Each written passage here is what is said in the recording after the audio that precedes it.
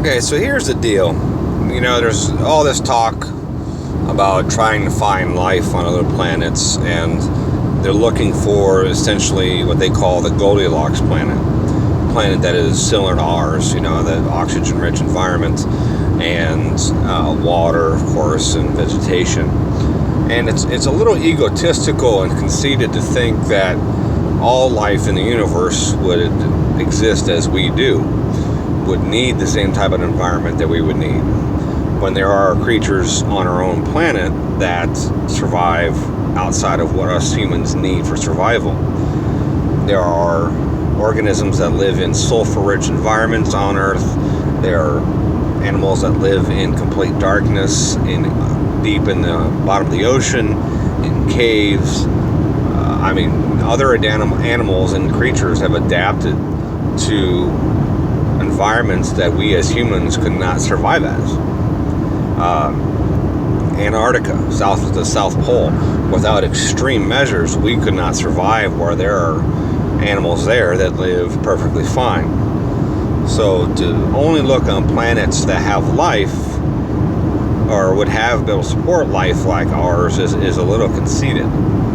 There's nothing saying that other animals haven't adapted. If you look out how many species on Earth have adapted to their environment just for survival, animals that live in the desert, where there is no water, food is scarce, it's always hot, a place where a human could not survive. It's a perfect example. Very arid desert areas, we could not survive without modern technology, whereas these animals survive perfectly fine. There are animals that survive at extremely high altitudes that would be extremely difficult for humans to exist in. We're very fragile creatures as human beings. We need certain things to survive. Back in history, we needed less, but we were still very fragile creatures. And it's quite interesting too, because actually our environment is actually damaging to us. We hear about all these vitamins and minerals and fruits and vegetables that are high in antioxidants. Well, an antioxidant is essentially an anti-oxidizer.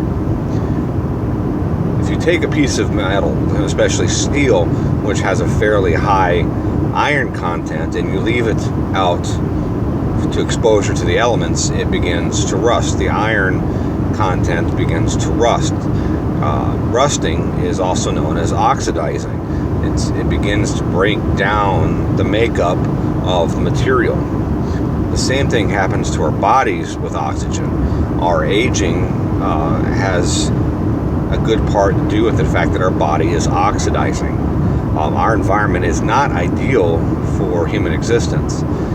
We breathe oxygen, we need it to live, but at the very same time, that oxygen that we are breathing into our lungs, which is transported into our bloodstream, which supplies oxygen to the brain, the muscles, all the vital organs, at the same time is oxidizing them. That's why antioxidants are so important. So we're still very fragile in this environment. This probably may not be the ideal environmental makeup as far as gases in the environment and the atmosphere for us to survive.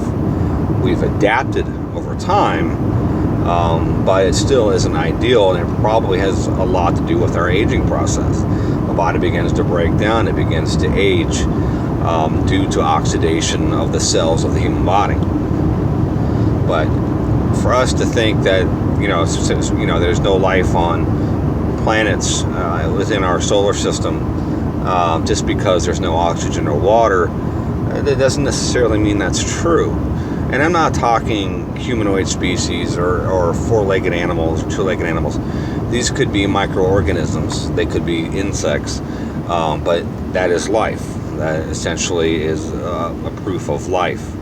So I think it's interesting that we, always talk about these Goldilocks planets, and if we were looking for a replacement for the planet that we have now, well, then that's fine. But to prove that there's life in the universe besides us, the odds are incredible. The odds that there is not are virtually impossible. The millions of other planets that we haven't even explored, have no idea are even out there.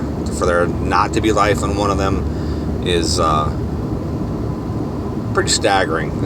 When even the Vatican, the Catholic Church, has come out and said that they recognize that the possibility of life on other planets, and there could be planets that started their evolution after we did. There could be some that advanced millions of years before we did, which would explain, possibility of UFOs and aliens visiting the United States. I'm not saying that it happened, but if it did, it would make sense. If they're millions of years or even thousands of years ahead of us in time, they would just think where we'll be in 1,000 years if we don't nuke each other off the planet. So just food for thought.